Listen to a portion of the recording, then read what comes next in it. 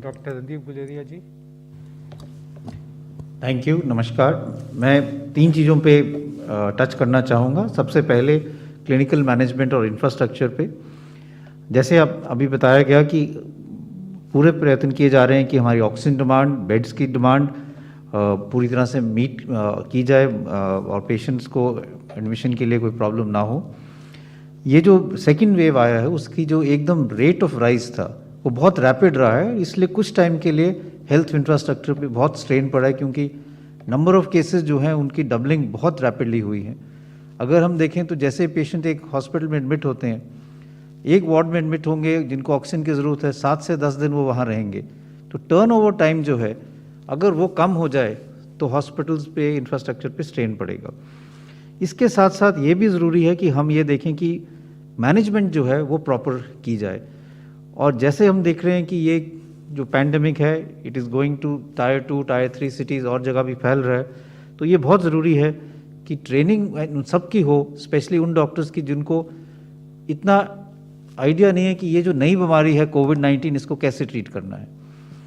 इसके संपर्क में गवर्नमेंट ने और मिनिस्ट्री ने रीजनल सेंटर्स ऑफ एक्सीलेंस बनाए हैं। उसमें AIIMS new Delhi is leading that, और हमने 14 ऐसे सेंटर्स पूरे देश में बनाए जो रीजनल सेंटर्स ऑफ एक्सीलेंस हैं, जैसे पीजीआई चंडीगढ़ है, जिपमर है, एम्स जोधपुर है, एम्स भुवनेश्वर है, केजीएमयू है, या निगरिम शिलोंग है। इन सारे जो सेंटर्स हैं इनके साथ एक मेंटरिंग प्रोग्राम बनाया जाएगा, और ये जो सेंटर्स हैं ये आगे जाके और डॉक्टर्स की ट्रेनिंग करेंगे इन कोविड मैनेजमेंट। तो चाहे टायर 2, टायर 3 शहरों के डॉक्टर्स हों, डिस्ट्रिक्ट लेवल के डॉक्टर्स हों, या प्राइमरी हेल्थ सेंटर के डॉक्टर हों, चाहे गवर्नमेंट सेक्टर में हो चाहे प्राइवेट सेक्टर में हो, सबके लिए हम एक ट्रेनिंग मॉड्यूल बनाएंगे जिससे हम उन सबको रीच कर पाएँ, उन सबको ट्रेन कर पाएँ, जिससे मैनेजमेंट प्रॉपर हो और कोई भी पेशेंट इम्प्रॉपर ट्रीटमेंट के कारण उसकी जान ना जाए। ये समझना बहुत ज़रूरी है कि इस टाइम पे misuse of drugs has to be avoided, और बीमारी के बारे में थोड़ा समझना बहुत ज़रूरी है, क्योंकि अभी भी लोग सोचते हैं कि रेमडेसिविर दे देते हैं, स्टीरॉयड दे देते हैं, और जैसे हमने अभी गाइडलाइंस में भी दिखाया, होम आइसोलेशन की गाइडलाइंस में इनकी कोई ज़रूरत नहीं है। ये समझना बहुत ज़रूरी है कि कोविड-19 जो है, हम ये कह सकते हैं ये एक बाईफेजिक डिजीज़ है, उसके 2 फेजेज़ होते हैं। पहला फेज़ है जब वायरस शरीर में ज़्यादा फैलता है, नाक में, गले में, फेफड़े में, और उसके कारण बुखार होता है, ज़ुकाम, नज़ला होता है। उसके लिए सिम्टोमेटिक ट्रीटमेंट से ही ज़्यादातर लोग ठीक हो जाते हैं। कई लोगों में जब वो फेफड़े में ज़्यादा फैलता है तो ऑक्सीजन कम होने लगती है, और हम उनको स्टेज 2 कहते हैं। जब हम तब सोचते हैं कि इस पेशेंट को एडमिशन की ज़रूरत है, और एंटीवायरल ड्रग जैसे रेमडेसिविर है या प्लाज्मा देते हैं। दूसरा फेज़ है जब वायरस इतना नहीं रहता है, लेकिन बॉडी का जो इम्यून सिस्टम है वो डिसरेगुलेट हो जाता है, वो ठीक से काम नहीं कर पाता, और इम्यून सिस्टम के कारण बॉडी में इन्फ्लेमेशन ज़्यादा हो जाती है। तब स्टीरॉयड्स का रोल है और ड्रग्स का रोल है।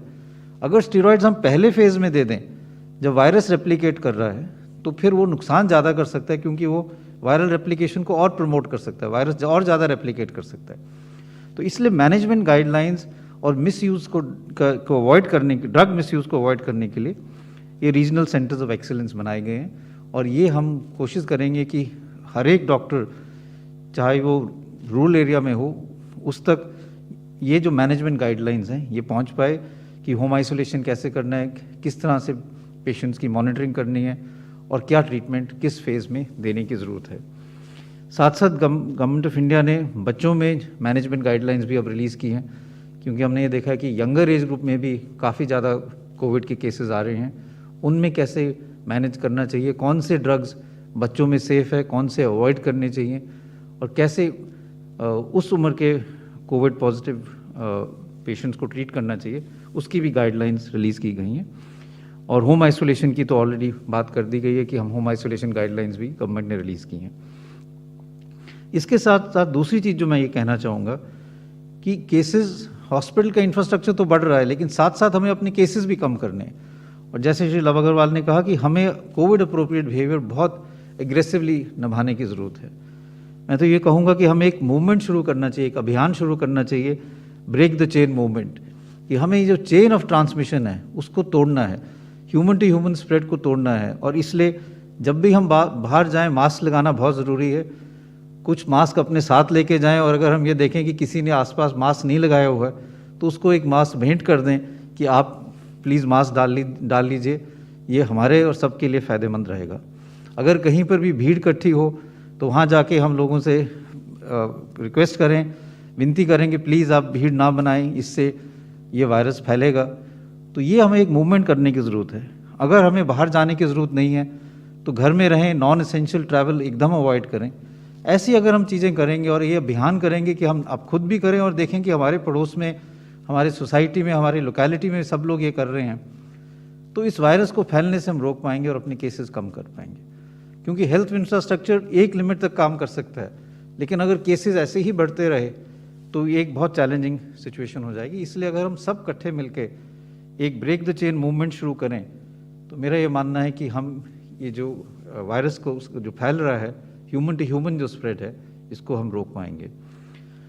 तीसरी चीज़ जो एंड में मैं ये कहना चाहूँगा वो वैक्सीन के बारे में है। दो चीज़ें हैं। कुछ लोग ये कहते हैं कि मुझे कोविड हो गया, अब मैं वैक्सीन कब लगा सकता हूँ। इसमें जो हमारी गाइडलाइंस है गवर्नमेंट ऑफ इंडिया की, वो कहते हैं कि जब आप बिल्कुल ठीक हो जाएं तो कम से कम 2 हफ्ते वेट करना चाहिए। मेजॉरिटी ऑफ डॉक्टर्स ये कहेंगे कि 4 से 6 हफ्ते के अंदर आप लगा लीजिए, जब तक आपको पूरे लक्षण आपके ठीक हो जाते हैं। तो आपको कोविड से जब आप रिकवर कर जाएं तो वैक्सीन लगाना ज़रूरी है। ऐसा नहीं है कि अगर आपको कोविड हो गया तो फिर से नहीं हो सकता और वैक्सीन की कोई ज़रूरत नहीं है। दूसरी बात ये है कि अगर किसी कारणवश आप दूसरा डोज नहीं लगा पा रहे हैं और डोज डिले हो रहा है तो आपको घबराने की ज़रूरत नहीं है। अगर कुछ दिन, कुछ हफ्ते आपका सेकेंड डोज डिले हो जाता है तो इसका ये मतलब नहीं कि वैक्सीन इनफेक्टिव है। वैक्सीन तब भी असरदार रहेगी और उससे इम्यूनिटी आपको तब भी मिलेगी। इसलिए दूसरा डोज लगाना ज़रूरी है। अगर कुछ दिन आगे पीछे डिले हो जाता है, कुछ हफ्ते आगे पीछे डिले हो जाता है, उससे कोई फ़र्क नहीं पड़ता। उससे लगाने के बाद भी आपका इम्यून सिस्टम जो है वो उसको बूस्टर इफेक्ट देगा और वैक्सीन की एफिकेसी रहेगी। तो इसलिए वैक्सीन ज़रूर लगाएं, ब्रेक द चेन मूवमेंट शुरू करें, और मिसयूज़ ऑफ ड्रग्स जो है, चाहे वो ऑक्सीजन की बात हो, चाहे रेमडेसिविर की बात हो, चाहे स्टीरॉयड्स की बात हो, उसको हम बिल्कुल मिसयूज़ ना करें, क्योंकि उससे नुकसान ज़्यादा है, फ़ायदा कम है। Thank you.